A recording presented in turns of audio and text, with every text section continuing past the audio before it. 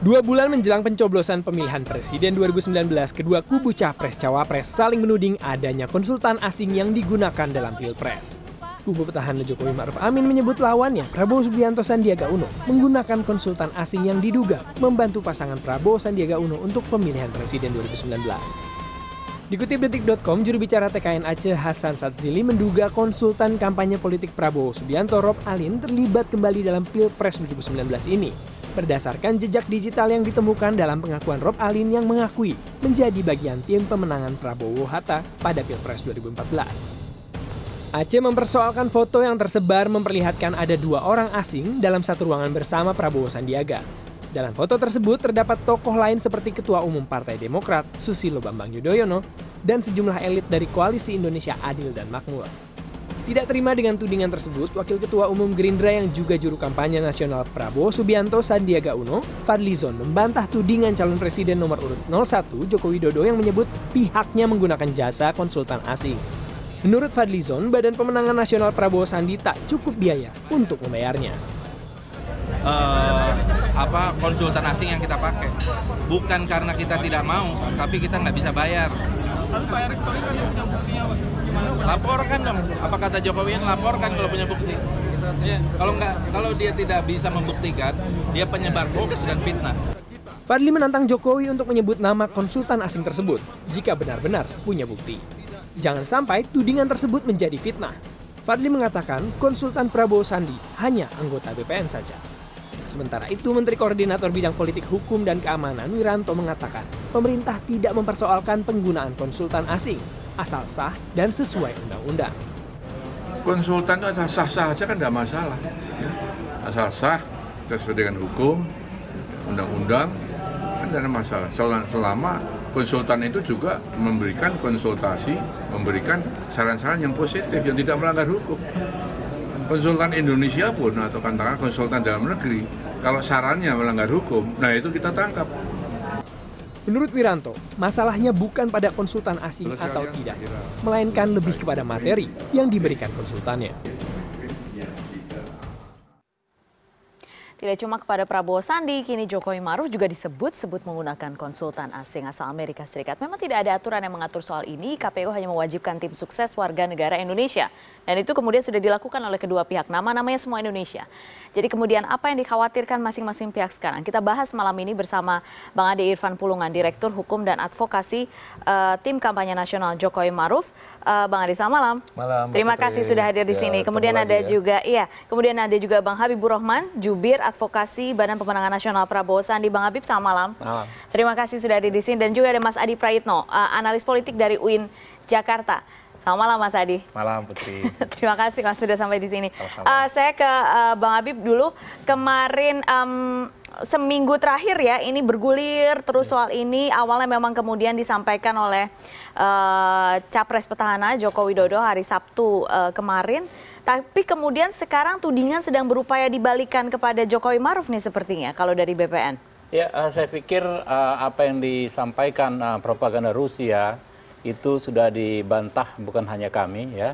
Pak Prabowo sudah membantah, bahkan ambassador kemarin juga pun Russian Embassy sudah membantah ya. Kemudian kita nggak tahu apa klarifikasinya, dan yang jelas hingga saat ini juga tidak ada sesuatu yang terkait soal pembuktian penggunaan konsultan Rusia tersebut ya. Sehingga menurut kami pertama, setelah kita kaji ya pidato tersebut, tidak secara lugas yang bersangkutan dalam hal ini Pak Jokowi menyebut BPN Prabowo Sandi. Kalau tidak secara lugas tentu kita harus pertegas apakah memang yang dimaksud kami. Kalau tidak ya mungkin juga nih Pak Jokowi juga melakukan otokritik. Mungkin dia merasa ada timnya ya di TKN atau di pihak-pihak yang mendukungnya yang menggunakan konsultan Rusia ini, propaganda seperti ini. Jadi kita nggak tahu. Oke, masih membaca sepertinya sekarang. Ya. Tapi kemudian juga sudah ada serangan balik kepada Jokowi soal konsultan asing itu. Ya, kita hanya membandingkan ya. Kalau memang yang dimaksud adalah kita, maka kita mempertanyakan ini data ya. Yang sampai detik ini pun masih ada. Barusan saya buka yang di earwolf.com ya ini. Mungkin bisa dilihat ya, disebut Stan Greenberg ya. Stanley Greenberg. Yang terakhir akhirnya disebut Indonesian President Joko Widodo. Ya. Tahun-tahun. Ya, ini sekarang. 2014 ya. Itu tahun 2014 atau sebutnya 2014? tapi disebut. Nah, dan itu masih, saya pikir ini masih tercantum sehingga perlu diklarifikasi juga benar atau tidak gitu. Jadi nggak bisa juga menuduh orang ternyata satu jari tertunjuk ke orang, 3 jari tertunjuk ke dirinya sendiri. Nah, ini kita yang ingin klarifikasi, kita tunggu juga yang seperti ini. Bang Ade? Ya, pernyataan Pak Jokowi itu sebenarnya adalah metode kampanye dalam Pilpres tahun ini, Pilpres kali ini. Jadi saya mempertegas adalah metode kampanye untuk Pilpres kali ini yang menggunakan metode falsehood itu, ya, yang menggunakan hoax, kebohongan yang dimunculkan ke publik. Itu sebenarnya yang disampaikan oleh Pak Jokowi, menggunakan konsultan asing, gitu.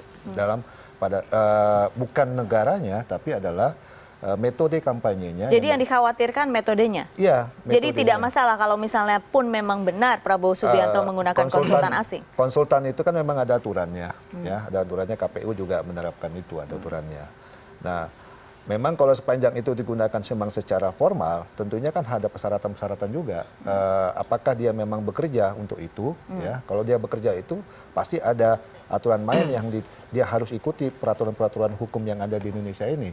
Misalnya dia pajak, ya, terdaftarkah namanya perusahaannya ataupun pribadinya untuk dia bekerja? Apakah dia statusnya bekerja di Republik ini gitu? Kan begitu. Oke.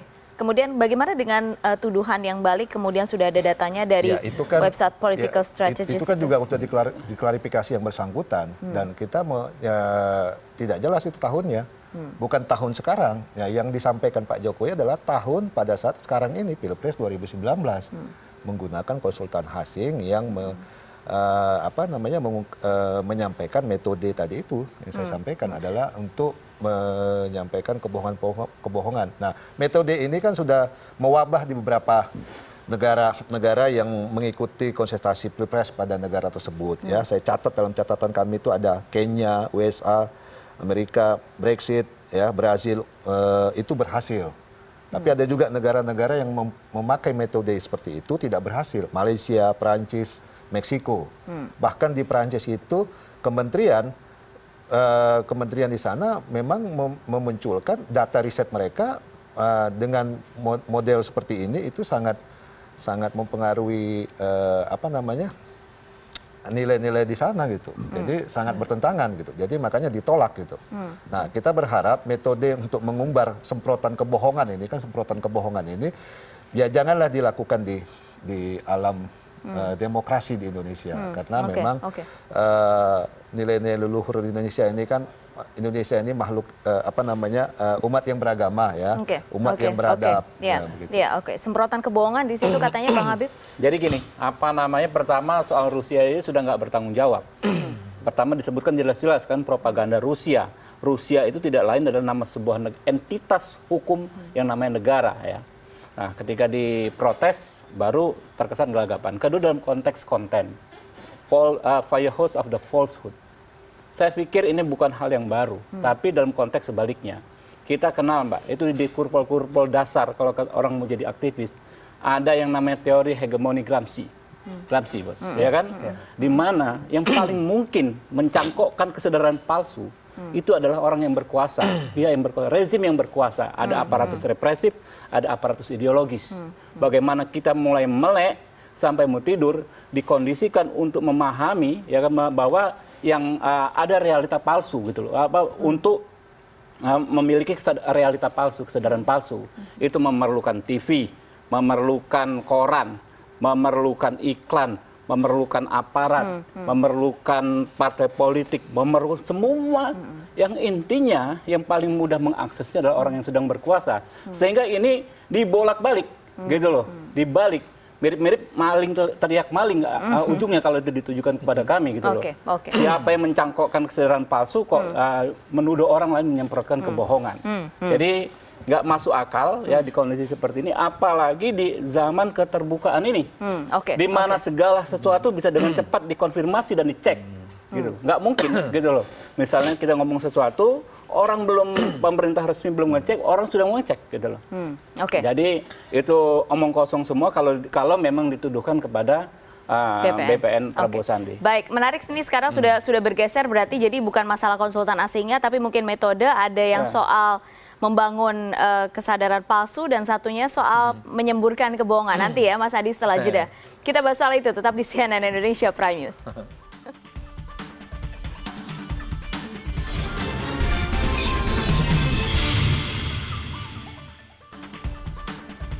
Anda kembali bersama kami di CNN Indonesia Prime News. Mas Adi sudah bergeser sekarang. Tadi kita mendengar ada dua istilah soal semburan kebohongan. Kemudian kemudian ada hegemoni juga, dan kemapanan palsu ya. Kesadaran palsu. Kan begini, pertama, undang-undang pemilu itu tidak secara definitif, bahkan tidak ada yang mengatur tentang konsultan asing. Yang diatur itu hanya tentang dana asing. Jadi paslon kandidat kalau terbukti melakukan menerima dana asing, itu bisa dipenjara, bisa dipidana, dan seterusnya. Konsultan asing dalam undang-undang pemilu, sekali lagi Putri, itu tidak ada. Jadi meributkan sesuatu yang tidak diatur dalam undang-undang menurut saya tidak relevan. Itu pertama. Yang kedua menjadi ramai adalah karena ditengarai di Indonesia ini menggunakan pola-pola konsultan asing yang pernah dilakukan di Amerika, di berbagai daerah gitu ya, di negara-negara lain untuk konteks Indonesia. Nah, salah satu firehose of falsehood itu ya memang satu, menciptakan politik ketakutan, politik of fear. Jadi dinarasikan bahwa negara itu dalam satu ancaman krisis ekonomi, krisis politik, bahkan terancam bubar. Saya nggak tahu apakah omongan Pak Prabowo masuk dalam konteks ini, tapi yang jelas negara selalu dikesankan sebagai satu entitas yang sedang terancam. Makanya kemudian Donald Trump itu waktu mengkampanyekan dirinya, dia siap rela mati untuk membela Amerika yang sedang dalam ancaman terorisme ataupun ancaman imigran yang sudah memulai ini menggeser peran-peran strategis kelompok-kelompok kulit putih. Makanya dia bilang American First. Itu hampir ada kesamaan dengan apa yang disampaikan Pak Prabowo, misalnya Indonesian First, ataupun ketika bilang tentang how to make Indonesia great again, itu hampir sama dengan how to make America great again. Nah, ini yang kemudian dikait-kaitkan. Bang Habib mungkin nanti bisa klarifikasi. Tapi salah satu semburan yang dimaksud dengan propaganda ala Rusia itu memang politik ketakutan. Ini yang kemudian menjadi ramai satu sama yang lain. Tapi saya yakin bahwa kita sudah harus mestinya mengakhiri perdebatan tentang asing dan ASEAN. Saya setuju dengan Putri dan Bang Habib dan Bang Ngade. Kalau ada capres 1 nomor 2 memang melakukan kebohongan, fitnah, toh kita punya satu instrumen untuk mengungkap ini semua. Polisi kerjanya cepat. Sentra Gakumdu saya kira standby 64 jam untuk mengungkap kebohongan-kebohongan ini. 64 jam daripada berdebat apakah ini ASEAN ataupun ASEAN, lebih fokus pada apa yang kemudian dimuncratkan oleh dua kandidat ini. Kalau Jokowi bersalah, Prabowo bersalah dengan fitnah dan kebohongan, tentu harus ditegakkan dalam koridor hukum. Disinilah yang saya kira memang kedua paslon ini ketimbang berebut apakah asing-asing itu ada, saya kira memang lebih pada fokus bagaimana substansinya itu dinarasikan dengan baik dan ajak sih sebenarnya. Biar agak sedikit clear. Nah, yang kemudian menjadi ramai juga karena model-model kampanye ketakutan yang disampaikan oleh kita bersama tadi sering di copy paste dan di cloning oleh kubunya Prabowo. Nanti Bang Habib bisa klarifikasi dengan hal-hal yang sifatnya pesimistis terhadap bangsa ini. Economic stupidity, tempe setipis ATM dan seterusnya. Itu kemudian dikategorisasi oleh kelompoknya Bang Ade ini sebagai politik ketakutan, mendowngrade apa yang dilakukan oleh pemerintah dan seterusnya. Tawuran opini ini yang kemudian berkembang, melebar kemana-mana, ini kok ada strategi asing, polanya sama dengan negara-negara lain. Nah, itu konteksnya. Kemudian Bang Habib, apakah itu benar yang dilakukan sekarang? Jadi gini, kan jelas ada framing busuk ya, framing dengan itikat jahat ya, ingin memanipulasi apa yang disampaikan oleh kami. Contoh soal go split itu ya, apa yang disampaikan go split. Pak Prabowo kan mengutip, kita ini diomongin oleh si penulis novel fiksi ini diramalkan akan bubar dengan berbagai alasan. Itu bukan novel kayak Shinchan ya, itu novel dari hasil kajian strategis ya. Nah, sehingga kita sebagai bangsa harus memikirkan, Mbak, bukan hanya Indonesia yang memikirkan kelangsungan kehidupannya sebagai sebuah negara. Hampir semua negara. Saya banyak ngobrol sama teman-teman, Mbak ya. Saya kalau berpraktek di Singapura, saya ngobrol sama teman-teman yang mereka itu ada di Temasek BUMN ya. Rata-rata memang mereka tentara, basisnya tentara. Mereka juga membuat kajian bagaimana Singapura ini apakah masih bertahan 50 tahun ke depan, apakah masih bertahan 100 tahun ke depan. Itu sekitar 10 sampai 15 tahun yang lalu. Mereka juga bikin kajian-kajian seperti itu.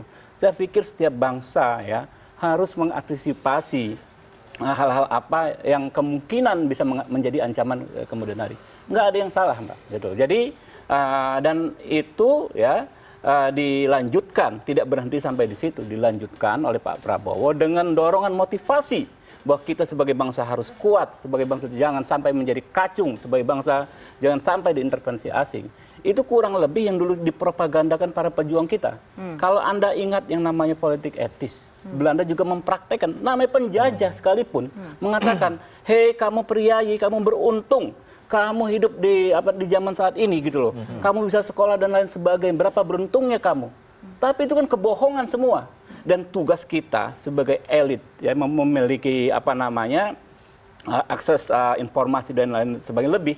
Kita membongkar kesadaran tersebut, membongkar hegemoni palsu tersebut, membongkar kebohongan ya. Kita kasih tahu, ini loh situasinya seperti ini. Kita sudah sedemikian kritis gitu loh. Dinilai bahwa narasi itu masih relevan sekarang gitu. Sangat-sangat relevan. Coba misalnya Anda bilang, misalnya ya, ada yang menjanjikan, ya, menargetkan setidaknya 7% growth ekonomi. Jelas-jelas media mainstream 2 hari yang lalu saya sampai takut untuk men-share, jangan-jangan sampai salah. Janji 7% itu tinggal mimpi. Itu jelas, itu angka ya yang muncul di media mainstream. Kenapa ketika kami yang membicarakannya dianggap sebuah falsehood, sesuatu yang penuh kebohongan gitu loh. Nggak ada, sekarang tinggal kita serahkan kepada rakyat. Rakyat ini sekarang sudah bisa mengakses informasi ya segala macam, bisa mengecek apa yang disampaikan benar atau tidak gitu.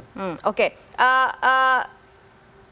Apakah kemudian kalau misalnya dari Jokowi Ma'ruf, kemudian Jokowi dan juga timnya kemudian mengkapitalisasi ini semua dengan segala perdebatan yang saat ini terjadi di lapangan sampai kemudian seorang Joko Widodo sendiri yang harus mengatakan ada propaganda Rusia itu.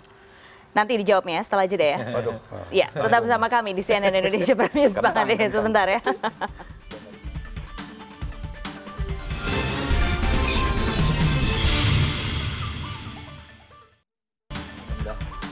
Ya, Anda kembali bersama kami di CNN Indonesia Prime News, Bang Ade. Jadi apakah kemudian karena melihat pola yang kemudian dilakukan oleh dari kubu seberang langsung dilabeli saja, oh ini kayaknya seperti ini nih gitu. Atau sudah ada data yang sahih betul bahwa berkonsultasi, karena sampai yang pucuk tertinggi mengatakan bahwa itu kan itu artinya informasi sudah semuanya diterima dengan baik. Ya, sejak kampanye itu ditetapkan ya tanggal 23 September 2018 kemarin oleh KPU ya, dan diawali dengan adanya kampanye damai oleh KPU, kan ada tiga poin yang disampaikan oleh KPU untuk semua peserta pemilu, baik itu dari partai politik maupun capres, untuk mengikuti kesepakatan itu. Tapi kita dengar bersama, tidak lama setelah itu muncul contoh-contoh kasus yang terjadi. Misalnya kasus Ratna Sarumpait, ya, yang katanya dipukuli, dianiaya, ternyata operasi plastik. Ya, yang kedua muncul juga misalnya perdebatan tentang mobilnya Neno Warisman, ya, dibakar, ternyata korsleting listrik, ya. Terus berkembang lagi tempe tipis ATM, ya. Nah, terus terakhir yang lebih marak lagi, kita masih ingat lagi itu tentang surat suara 7 kontainer berjumlah 70 juta yang sudah dicoblos oleh paslon 01. Nah, kami mengambil analisa dari semua rangkaian kejadian-kejadian itu, banyak lagi sebenarnya. Itu sepertinya mirip-mirip memang terhadap metode kampanye yang terjadi dengan metode tadi ini, per house ini, yang banyak memang mewabah di beberapa negara di Eropa pun Afrika yang tidak saya sebutkan tadi. Sama metodenya gitu, memunculkan ketakutan, ya, memunculkan kegelisahan, kekhawatiran. Nah, memang kan yang diserangnya adalah isu agama, ya, isu rasis, ya, dan lainnya, agama gitu kan. Ya agama, hari ini kan agama, misalnya Pak Jokowi anti-Islam. Ya. Siapa yang bilang? Pada saat itu kan rangkaian 2014. Nah, metodenya hari ini adalah, kalau dulu diterapkan dalam media cetak, hari ini diterapkan dalam media sosial. Facebook, ya, WA, dan segalanya dalam media sosial. Nah, itu yang saya lihat memang kami melihat ini mirip-mirip seperti metode yang seperti yaitu propaganda Rusia ini yang diterapkan. Oke. Nah, iya, Bang Habib. Ya, pertama saya satu-satu ya. Soal Ratna Sarumpait itu kan jelas pidana, penyelidikan sampai sekarang sudah P21, satu orang saja yang menjadi tersangka dan dia memang mengakui kesalahannya. Kedua, ya kan soal mobil dibakar dan lain-lain sebagainya sampai saat ini juga nggak ada penyelidikan khusus ya yang tuntas dalam konteks pidana. Dan kemudian soal surat suara, kenapa dikait-kaitkan dengan kami gitu loh? Apa kaitannya? Nggak ada kok gitu loh. Gitu Ya, loh. setiap contoh yang tersebut, ya kan ini asumsinya diambil secara gegabah. Dalam konteks sebaliknya nih, dalam konteks hegemoni. Kampanye, ini jalan Jokowi, ini tol Jokowi, yang nggak Jokowi nggak boleh naik, ya kan? Kemudian dukungan segenap kepala daerah. Kemudian berbagai macam alat peraga yang melanggar aturan Bawaslu, begitu kan? Itu bagian dari praktek ya kan teori hegemoni tersebut, gitu. Sehingga kalau disuruh menunjukkan contoh, terlalu banyak juga kami, gitu loh. Sama-sama bisa bikin list ya. Oke, 700.000 jembatan, mana 700.000 jembatan? Semua yang saya sampaikan tadi itu diduga adalah bagian dari simpatisan atau orang-orang yang dekat diasumsikan secara serampangan dengan motif elektoral, gitu loh. Jadi gegabah nggak lebih dari fitnah dan hoax itu sendiri, gitu loh. Nah ini fitnah dan hoax. Tunggu dulu bro. Bukan bos. Yang kedua adalah Rusia, ya kan? Enggak, ini kan ngomong Rusia. Rusia membantah, nggak bisa klarifikasi lagi. Metodenya mirip. Rusia itu nama negara bukan? Iya. Ini kan metode yang pernah diterapkan di negara Rusia. Negara bukan? Entitas hukum sebuah negara bukan? Metode kampanye saya nanya sederhana. oleh Rusia. Saya serahkan ke Mas Andi sekarang. Benar, Anda bilang begitu. Pihak negara Rusia. Kita kan bilang kita tidak menyebutkan negaranya. Kita tidak menyebutkan negaranya. Dan itu sudah clear, Bang Habib. Itu sudah clear. Sudah dijawab dari kedutaan besar Rusia dan itu sudah clear. Jadi itu tidak perlu ditanyakan. Kita tidak menuding negaranya. Tapi metode itu adalah memang sangat dekat yang pernah diterapkan polanya, metodenya. Ya, ini menunjukkan bahwa Pilpres itu sudah di depan mata, Putri. Jadi dua paslon ini menggunakan strategi sama-sama menyerang. Ada dua pola strategi menyerang. Dan apapun diserang? Apapun diserang. Ada black campaign tanpa perhitungan juga? Iya, ada black campaign dan negatif campaign. Saya membacanya itu masih dalam konteks negatif campaign. Menyerang kandidat dengan kelemahan masing-masing dan terukur. Cuman problemnya Bang Ade sama Bang Habib ini punya objektivitas masing-masing. Ketika pemerintah, Bang Bang Ade ini mengklaim bahwa Pak Jokowi sukses dengan segala macam hal, tapi bagi Bang Habib itu adalah kesadaran palsu. Karena negara punya satu instrumen untuk mengelabui rakyat. Kan kira-kira begitu. Buktinya kemiskinan tidak seperti yang dibayangkan, bohong itu. Pengangguran itu dikurangi segala macam, itu bohong dan seterusnya. Yang menjadi bahaya adalah ketika masing-masing mengklaim memiliki kebenaran, rakyat ini bingung yang benar yang sebenarnya seperti apa. Sebab itulah karena ini konteksnya Pilpres 2019 yang kemudian akan menjadi penentu kemenangan. Apakah narasi Bang Habib yang lebih diterima ataukah narasinya Bang Ade. Itulah yang kemudian harus diyakinkan kepada publik. Percuma berdebat ini Rusia atau Amerika, berdebat ini kesadaran palsu ataupun ini kesadaran objektif masing-masing pihak. Kalau rakyat itu tidak menerima dari masing-masing pihak itu. Jadi pertarungannya. Dan toh juga kemudian kedua kubu sudah bikin label masing-masing. Punya label masing-masing, punya teori masing-masing. Artinya dalam politik itu memang objektivitas itu menjadi sesuatu hal yang tidak absolut. Yang betul-betul objektif itu cuma Tuhan di dunia ini. Baik. Sayang sekali waktunya terbatas. Terima kasih Bapak-bapak sudah hadir malam hari ini. Yang penting rakyat sudah cerdas. Nggak gampang di pemilu harus damai. Iya, kita semuanya sepakat. Kita semuanya sepakat di sini. CNN Indonesia Prime News segera kembali.